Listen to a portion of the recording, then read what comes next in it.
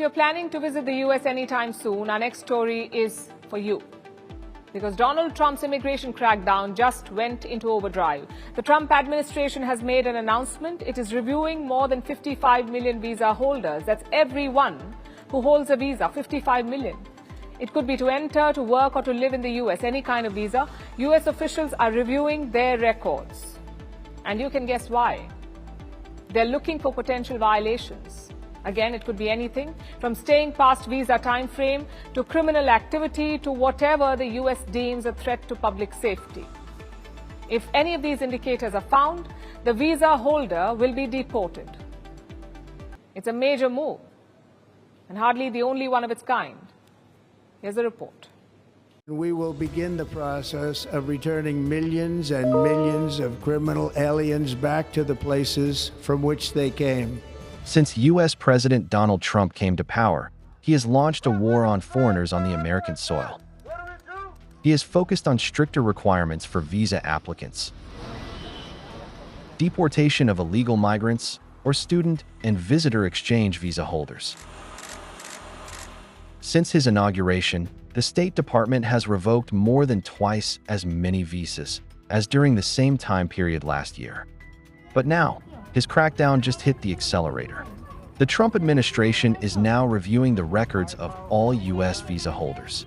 There are more than 55 million of them, including about 13 million green card holders, about 4 million people on temporary visas, and many others with multiple entry tourist visas. Their records are being vetted. Why is that? Because the Trump administration wants to sift out any possible violation, like staying past the authorized time frame, any record of criminal activity, threats to public safety. If any such information is found, the visa will be revoked. And if the visa holder is in the U.S., they will be deported.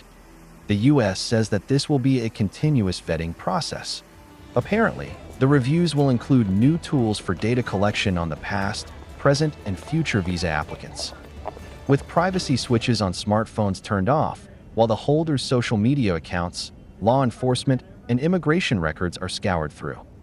There's anxiety and fear. People are even afraid to go to school or work for fear of being raided and arrested. And this is part of a much larger drive. Secretary of State Marco Rubio has said that the U.S. will also stop issuing worker visas for commercial truck drivers. This comes after last week's incident, when an Indian-origin truck driver was charged with killing 3 people on a highway in Florida while making an illegal U-turn. Previously, the administration also enforced stricter English proficiency requirements on truck drivers.